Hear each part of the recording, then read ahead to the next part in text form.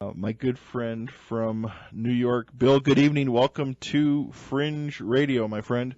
Good evening, Pat. Happy New Year to you, to all the listeners on K-Talk, Global 24, and all my friends at InceptionRadioNetwork.com. Friends and family on all these stations. Oh yeah, it's a great thing, isn't it? Bill is one of our major question providers every week when we do the show. He does a lot of research on all these different guests, and we've become good friends. And we've had Bill and Eric both on the show talking about their sky watching venture. And I guess to start things off, has it been clear enough to set up your high-def cameras and catch some cool things? Well, you know what? Unfortunately, tonight there was a meteor shower. It's not well known, but right. the weather is not good here. We had snow earlier, and now it's raining. I was looking forward to possibly filming that, but the weather in New York has actually been pretty poor lately. I would say really the last few months we've maybe gotten one sunny day per week, so the conditions are poor right now. Yeah, it's the Quantritids, correct? It's yes. This weekend. Yes, exactly. It's actually tonight. Yeah. And I'm sorry, Pat. No. It's supposed to. It's actually supposed to. It's supposed to peak tonight. Yes. I think what I read when I was watching the Geminids, which again the weather here was poor that night, but I think it averages 30 to 40 meteors per hour. Wow. So it's still worth watching if you can. Yeah. You know. How is have you caught anything? And for people that are just tuning in, of course, Bill, Forte, and Eric in the Boston area started their what is the name of your group again? B&E Skywatch Northeast. There we go. Started out by picking up some high-def cameras and pointing them at the sky, and they're just capturing some amazing stuff. And what's interesting, Pat, in the early stages, we're amateurs. We consider ourselves amateurs because we've been doing this now for about a year. And the process in the beginning was a bit difficult because we didn't understand exactly what we were getting into as far as the equipment, what was needed, how it would run on our PCs, etc. So it was a process, but we did work out all the kinks. So now, if anyone is interested in doing this for themselves, I'm sure that we can help them and assist them in providing information if they are willing to do so. Now, how many cameras are you running right now, Bill? 4, and Eric is also running 4. So do you have them? Are they pointing all different directions? Yeah. What I do is I have it set pretty much in a line, in an array. I have it on a long bracket on the tripod. I modified my tripod with a metal bracket that stretches across, and it's all in a line. So I would have one camera pointing toward the north, more centered toward straight up, and as far, toward the south, so all points in between. So what I'm doing is I'm working on a swath, a line in the sky that would run from north to south at all points between. This way, if anything is crossing over that line, I pretty much will catch that. Because, Pat, you would need, I would say, 40 cameras to try to capture the entire sky. It's literally impossible, especially when you're dealing with the focuses of the camera lens. If you're going to zoom in, obviously you're going to get a much less point in the sky because you're zoomed in. But the good thing about that is you capture the objects larger. If you zoom out, obviously you get a wider scope of the sky, but then the objects appear small and it's very hard to discern what you're seeing. Right, exactly. Have you captured anything interesting lately? I know that the last time we had you and Eric on, of course, you were on with Wilbur Allen, kind of the pioneer. I guess you could call him a pioneer of that. He's one of the guys that for forever has been out taking pictures of the skies, and you've shared stuff with him. Have you guys come across anything really unique? Actually, right after we were on with Wilbur, I did capture what looked like similar to a rod-shaped object. The thing is, Pat, you have to consider anomalies with the lens, with the camera. So I'm very careful when I say, did I capture anything unusual? Because for me, that would have to be something that moves in a direction that is just not possible with a man-made object or a natural phenomenon object. So right now I'm looking particularly for something that would say stop and then shoot off in a 90-degree angle, something that is pretty much impossible to happen, as far as what we can do. So I'm trying to refine the way I personally do my capture process, because in the early days we were posting everything. We were posting the satellites, the meteors, and everything in between. But now we're refining and we're trying to just pick out certain things. So for our listeners that are maybe just tuning in, or Global 24 listeners, I don't think we had done the show on, or maybe it was one of our first shows we did. I don't remember. Senior moment. But if you could give a little bit of an overview for the sky watching equipment, what are you guys currently using? And maybe for somebody who's a newbie and wants to give this a try, why don't you talk, if you don't mind, why don't you talk a little bit about it? Tell them what our listeners, what they need, what they can get and what they can do. Okay, roughly to begin with, what all the equipment that I'm going to mention is relatively inexpensive. I would say everything that you need would roughly cost between $150 and $175. That's an approximate figure. Okay. First, you have to go and get a SCB 2000 security camera. Samsung is the developer of that camera. It's a security camera, so it's, like I said, it's relatively inexpensive. You can get a used one for approximately $65, $75. A new one would run you about $100. And then you would need an RCA cable to run from outside to your PC or laptop, depending whatever you want to use. And then you would need to buy what's called EasyCap. EasyCap allows the RCA jack to plug into a cord that turns to a USB, so you can plug it right into your computer. And it also provides the software where you can run it on the PC, where you can watch and record all the footage directly to your PC or a laptop. The only issue with that Eric and I found was that it takes up a lot of space on your PC. Okay. So what we did, we purchased security DVRs where you can plug 4, 8, depending on how many cameras you plan on using, cameras into it, where the security DVR has a hard drive built into it. And it stores all the footage directly onto that hard drive. And it's easy because the next day, or it doesn't have to be the next day, it could be a week or whatever time you have to go over the footage, but it's all there where you can go through the footage and then edit and go through the process.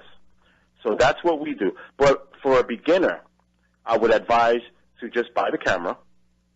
Also, you need a tripod to mount the camera onto. You would need, again, one of those RCA cords.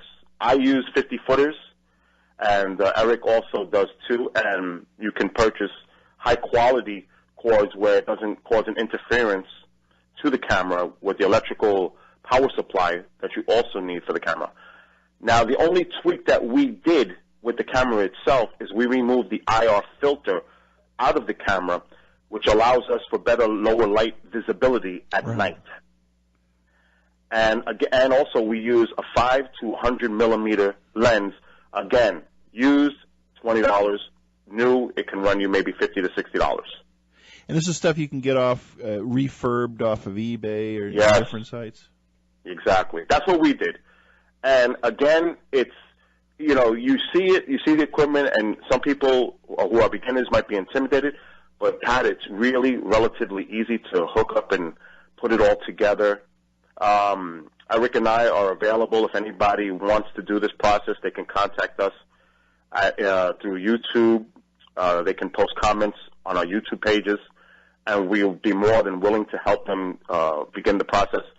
And Pat, it's such a great, even if you're really not a person who's specifically like Eric and I looking for unusual objects, it's a great hobby. Yeah. If you're a sky watcher, if you're just looking for satellites and meteor showers, etc., this is a great thing to enjoy with the family, friends. Because I use my TV, which is quite large, and I can see these objects on my screen, and it looks so beautiful to see this, especially when you see a shooting star. You see it go across the screen. It looks so beautiful to watch it. It's actually enjoyable. The only thing is, it is tedious. It takes a lot of time to go over the footage. So it is a commitment. It takes time, takes a little work. But I got to say, like you mentioned earlier, we have captured quite a bit of unusual activity up there, and that just gives you more incentive to do more. Yeah, exactly. Couple things that came out of the chat room. The gang is listening. Eric commented about the SCB 2000s on eBay for $55. There you go. You go. And the other again, question, new. Go ahead, sorry. I'm sorry. New about 100, 110. But yes, Eric is absolutely correct. You can go on eBay. You just put in SCB 2000, and they'll pop up, and you'll see them used for the price that Eric mentioned.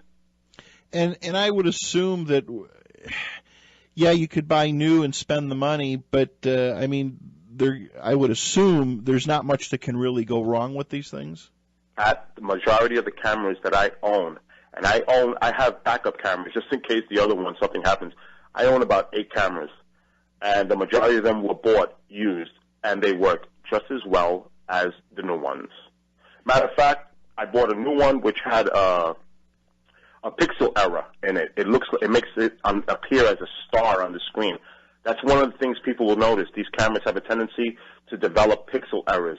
They appear as little stars on the screen. So yes, I would say if someone's going to go and buy it, you can buy a used one, but they must make sure it's the SCB 2000. And I believe there's also a model, the 435, which is the same exact camera with just a different number associated with it. Well, one thing we talked about, I know on the phone one day we had a long conversation. This is kind of like a little movement almost. People need to do this, and especially, our listeners that listen to us in other countries. Of course, you're capturing it on the East Coast. I know a radio talk show host that's got a camera. He just needs to get his button gear and get it up. And have something here from Salt Lake City. But it would be really cool to form a little, I don't know if you want to call it a movement, but a group across the country, across the globe, to start capturing some of this stuff. I mean, the media, when anything strange is seen, of course, they tend to do quite a bit of editing and commenting on it. But I think it's definitely something that is very affordable. Just about everybody has a PC. It would be a great thing to get it from many different vantage points. And what I think would be really interesting was when the night you were on with Wilbur Allen, some of the stuff, the videos that you sent him looked like the same stuff he caught in Washington. Mm-hmm. And you know what? I've been speaking to Wilbur actually recently, and he is now using video. He's not just using his still Nikon camera. He's actually using video now. So I think Eric and I kind of brushed off on him on what we were getting, and I think Wilbur's incorporated into what he's doing now. So, it's kind of ironic because in the UFO field, you have a lot of people with, and I'm going to be blunt, they have egos, and it seems like no. They compete with each other. No. And, it seems like from this perspective, everybody's working on the same level. Right. We're all trying to do the same thing, and that's to bring out whatever we find. And, of course, you leave it for the public to determine what they think it is. I mean, a person who is open-minded may have, a better understanding, but, you will definitely run into a skeptic, and they will always be a skeptic no matter what you put out there. But that's understandable. And, I take all feedback, and I respect everyone's opinion, and I just incorporated it into advice and trying to take that to another level and try to find something that would be irrefutable. Exactly. Couple comments that somebody made in the chat room. One of the listeners said using video trigger software. Is that something? Okay. You're not going to believe this, but about 5 minutes before I came on the air with you, this all began this morning with Eric. Eric is in Puerto Rico right now on vacation. He's been there for a month. He brought all 4 of his cameras, and he's recording. He's not going over the footage. He's going to do that when he comes home in a week. But he's recording everything he can in Puerto Rico. And Eric did have a sighting, I think it was a year ago or 2 years ago, of an object from a hotel he was at. And he saw this object go into the water with a few people. There were other witnesses involved. So he's filming over there. So he texted me this morning and said, "Hey, Bill, I found something interesting that maybe both of us should get into."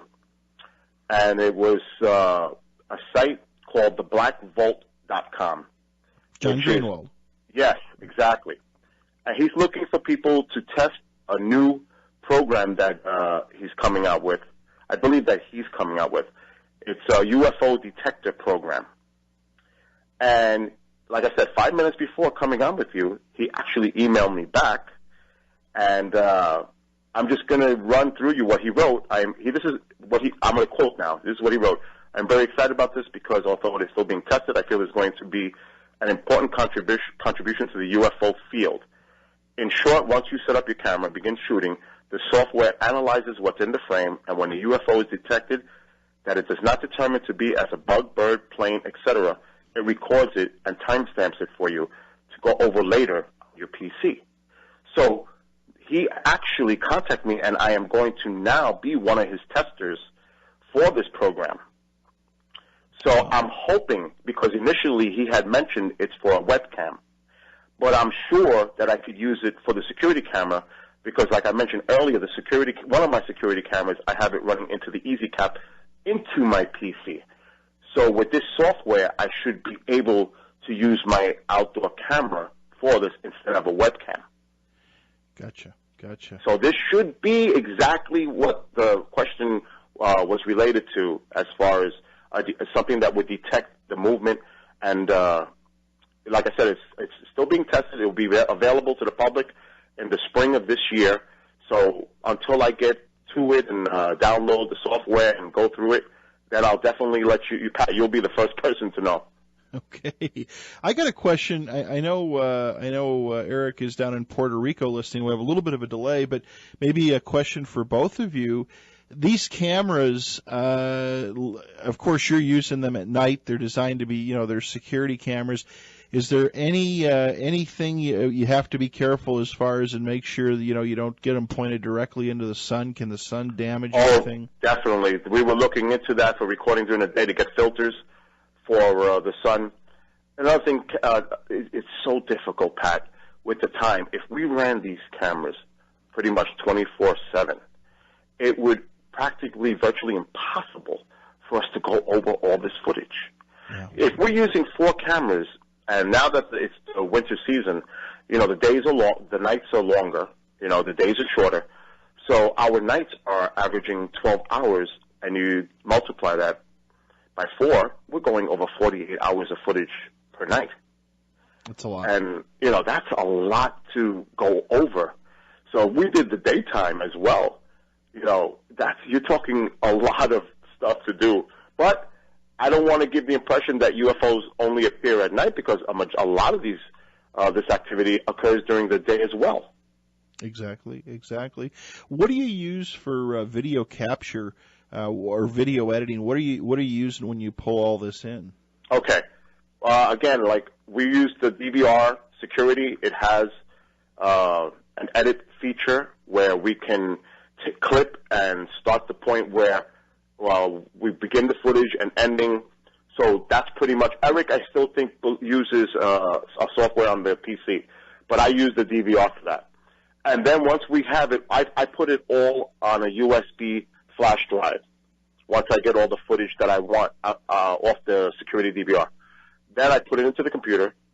I upload it into the computer, and then I use Movie Maker, Windows Movie Maker, to put it into a program, into a clip, a video, and then I'll do the audio over it where I speak. I narrate the video, what we're seeing, the time. I give the specifics of what we're seeing at any given time. And then we post it on to YouTube. That's pretty much the process that we use. And again, it is a little bit time-consuming, but had the satisfaction once you do it and you see it and you see the final work. It's so great to look at it, Oh, I know. I got to get myself in gear and get it going, because I've gone to your channel and I've watched all your stuff, and I've watched Eric's stuff, and it's amazing. Just the little things that are out there. I know with a lot of the stuff, it's just some of those lights just dance around too crazy. I don't think they're any aircraft or any airplane. Some of the stuff that I've captured, that you've captured, is been amazing stuff. Yeah, and again, you can record during the day. I mean, just don't point the camera toward the sun, and plus it creates a glare. So I'll obviously point the camera in a direction that is away from the sun. So, it's not like that's an issue, really. You can record during the day. Plus, we use different cameras during the day. We have cameras that we did not remove the IR filter, and we use the color setting on the camera. See, for nighttime, we use black and white setting because, again, it picks up better light at nighttime. So we use the ones with the IR filter removed are used at night, and the ones that still have the IR filter inside of the cameras are used for daytime use. Interesting stuff. Bill Forte is on the line with us. We're talking about cameras and catching flying saucers and anomalies in the sky. Again, Bill, thank you for stopping by tonight. You're welcome, Pat. And this spring, we plan on incorporating not just that aspect, but we bought some IR infrared lamps to put onto our cameras. So what I'm going to do, I don't know if Eric's going to do it, but I'm going to put one toward my wooded area in the backyard of my house, because I live in a very heavily dense wooded area. And I'm also going to experiment with using one of these cameras inside the house with that lamp on and see if I capture any objects inside my home. Interesting. What about night vision stuff, Bill? Is there a way to put night vision type things on? That's one of the things that we're researching now, and also using some type of boom microphone where we could focus on the area of the sky that we're looking at. So this way we can timestamp the actual footage that we have to any audio recordings that we may record. This way, it would help determine if what we're seeing is, say, a plane, right, or something that gives us some type of audio sound, where we can now say, okay, we know what that was. So, and it's interesting, Pat. I don't know if you remember that footage that I had from September 16th of that orb-looking disc. Yes. Okay. MUFON got back to me, and they came to the conclusion that was a low Earth grazing meteor. Now, as far as I'm concerned, that object, if you look at that video footage carefully, you could see it's at cloud level. You could see the clouds wrapping around this object as it's traveling. So I'm wondering, wouldn't an object like that maybe break a sound barrier if it's that low? You would hear something. To me, I'm not exactly sure I agree with that conclusion, but that's their opinion, and I respect, because it was a video expert. So I'll take that, and I'll take that under advisement. But personally, I believe that was not a meteor. It's just my opinion.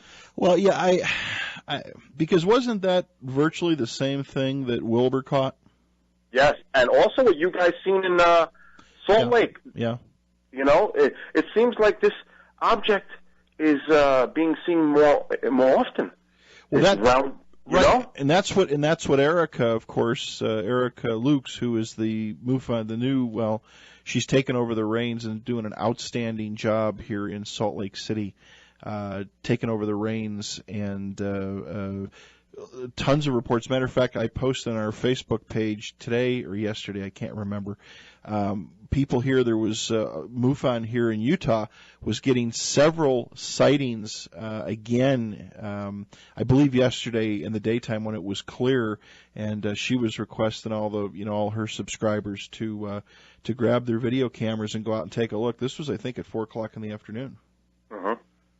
And Pat, I think every day, I think to myself, what we can see with our naked eye, and obviously on the spectrum that we cannot see, we really have no full understanding of our surroundings, the dimensions that are possible. Some people say there's 12 dimensions. Some people have various opinions about how many dimensions there actually exist. But there could be things going on around us that we just cannot see. Yeah. And that alone makes me more excited about to search, to look for more. Pat, I spoke to you, and I think I mentioned to you I had 2 sightings back in the 90s. That's pretty much what spurred my interest. And once you get this appreciation of what you're doing, the searching for answers, it just gives you that determination and drive to go on and go search for more. Well, and what you're in the thing like what you're doing, Bill, and Eric's doing, and Wilbur Allen, there's so much skepticism in this field, if you will, and kind of what again, my hat's off to you, and I know Wilbur. He's got a very strong opinion on things, and I respect him for that. But he's out there like you guys, pounding the pavement.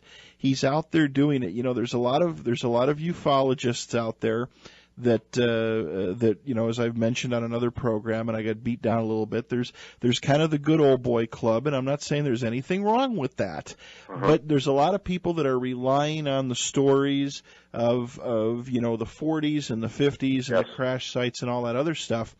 And it's good to see new people like yourself and Eric stepping up to the plate and going out there and running those cameras all night, and then, like you said, uploading that data and sitting there for hours pulling it apart. That, to me, is the study of ufology, not the rhetoric of history and you know what I'm saying. I'm not putting anybody down, but my comments on that one program. I do feel that the field has gotten a little stale, and a lot of people are writing kind of the coattails and stuff, and it's guys like you that you are a ufologist. You're out there, that's what you're specifically looking for.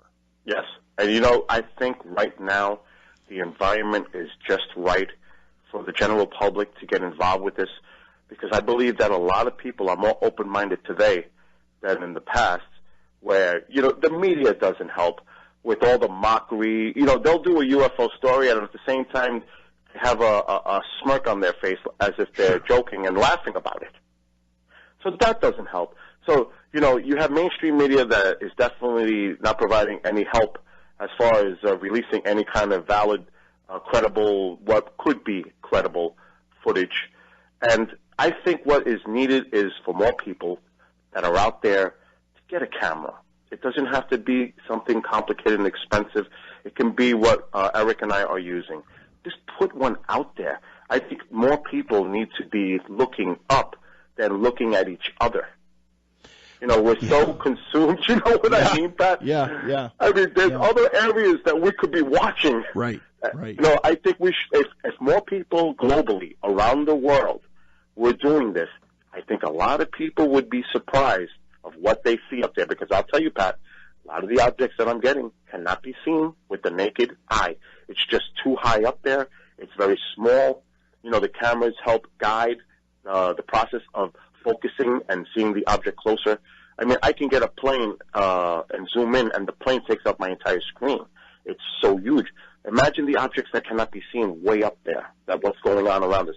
And who knows what they're testing. I'm sure a lot of the stuff that are being captured by people, I don't want to put a percentage, but I would say it's very high. It's probably top secret military craft, but that doesn't account for all of it. Right. What about these? And I know a lot of people criticize this and what have you. But what about these like little wormy things and rods? Again, I captured one about 2 months ago, and I will be very careful to say that that's an object, because the camera itself, if it's not perfectly in focus, something that should be appearing as a small dot may leave a streak, like a tail to it, and it can look like one piece and give that rod look effect. So I'm very careful. Even when we were on with Wilbur, Wilbur wasn't too happy when I said it, but we have to be very careful about claiming that this is this and this is that. We have to be sure. And whenever I do anything on YouTube, when I post a video, I'm very careful to say this is an unknown object. I'm not saying it's alien. Pat, for me to say something is alien, I have to see a craft up close and personal where there is no doubt in my mind that what I'm seeing is not of this earth. Right. You have to be sure. Because you don't want to mislead anyone. Because you see all these people that post hoaxes on YouTube. That does a total disservice to people like Wilbur, Eric, and I, who take this very seriously and are trying to expose what's possibly going on around us that we're not being told by governments and other institutions for whatever reasons they have, national security, religious institution-wise, what politics, whatever it may be. But I believe that more people should get involved with this. It would be great to create a website, Eric and I think I mentioned it to you as well, to create a website where we can get a whole bunch of people who are doing this Skywatch with cams, put it on one site, incorporate it, and start a movement. Yeah. Well, again, because you're out there putting, boots to the ground, and you're not talking about historical documents or anything like that. You're actually out there pulling proof. Speaking of sightings, I don't know for you if you caught it. Huffington Post today put an article out that supposedly somebody caught an up close picture of a Bigfoot taking a bath in the river. I don't know if anybody caught that. I definitely got to check that out, because you had a guest on a while back ago that he was Bigfoot, I guess. An investigator up in my area, in upstate New York, in the Adirondacks. So, a lot of people are spotting this. Pat, my personal belief is that Bigfoot could be a dimensional creature or being. I don't think it's cryptid. There's no, you never hear hardly any physical evidence of a dwelling or a place of origin where there may be some type of structure, something that would say, okay, they're living in these woods. It seems that a lot of people see them, and all of a sudden they vanish. Right. So I'm thinking it could be dimensional. We hear so much about UFOs.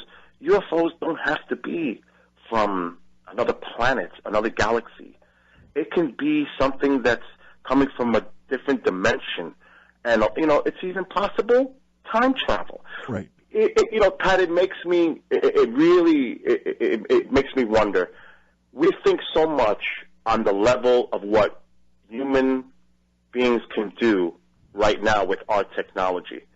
We have that ego, the arrogance to think that since we cannot do it, that doesn't mean that somebody else can't. Exactly. Who is to say that there isn't a superior, technologically advanced civilization out there that has achieved this process of being able to travel through dimensions or time or space and use wormholes, etc. I think we need to have a little bit more open-mindedness and be less naive to believe what's going on around us. Well, I think so many people, they just, they want that hard proof. And, yes. I think there's going to be a day, I hope there's a day when that hard proof is out there. But I think, you've got hoaxers. But for the most part, people are out there like yourself and Eric and Wilbur and so many others. You're trying to grab hard facts. Yes. Tracy from the University of Utah writes in that engineering group that listens to our show, This is Bill. What do you think about some of these crazy shaped spacecrafts that people grab pictures of? Do you think they're a hoax or not? You ever see some of the ones that, I mean, I can't even describe what they look like. I've seen one or two where they look like a bunch of pipe fittings put together, flying through the air. Well, Pat, it does seem that throughout the generations, it seems that the objects that are being described change. You know, what I saw back in the 90s was a triangular craft with 5 bluish white lights, and that was the peak of where I live now. We had in the Hudson Valley all the sightings of these craft. So I would not doubt anything that's out there, because you never know. There's no one has absolute proof that any object that we're seeing is the object that is alien or whatever. You know, so who's to say that that's not authentic or fake? But the danger is that you have all these hoaxers out there, and they're putting stuff out with Photoshop and everything else, and really, we don't need that. We need people to come up and put out stuff that is credible or can be analyzed and be proven to be unknown or somewhat credible. So that's my belief. Yeah. No, I agree. I do. What's kind of in your game plan for your? Boy, the hour went way too quick. What's kind of in your game plan for you and Eric? Are you going to do some different things? I mean, are you looking at some new things that you're going to try to set up this year? Yep, we're definitely looking at the night vision. We're looking at putting the audio settings out there so we can pick up like a boom microphone. I'm also considering putting a telescope to a camera and doing some live broadcasts of deep space activity. And again, this website may be developing that. So yes, we do have a few things that we're thinking about, but you know, everything takes time. We started a little bit, I'd say, a year ago, and we've come a long way, but by no means are we going to stop. We're going to keep pushing along and trying to do the best to improve our capabilities of capturing any objects out there. So, yeah, hopefully 2015 will bring some great things to come. Well, like I said, my hat's off to both of you. Bill, we're going to go ahead and wrap up, and I want to thank you for jumping on board for an hour. It's always an honor to talk with you and a lot of fun, and I hope you had sounds like you had a house full over there. Yeah. Probably good get a week's worth of rest in. Definitely. Pat, you know, always a pleasure to speak with you, my friend. Same here. I look forward to speaking to you in the future, and definitely I'll let you know if I get anything credible or what looks to be credible. Sounds good, and we'll touch the space on John's stuff, and yes, and again, appreciate it as always. Thanks again, Pat. Have a great night, and to all the listeners. All right, Bill. Have a good night. Thank you so much. You too. Bye-bye. All right, everybody. Bill Forte from B&E Skywatch Northeast.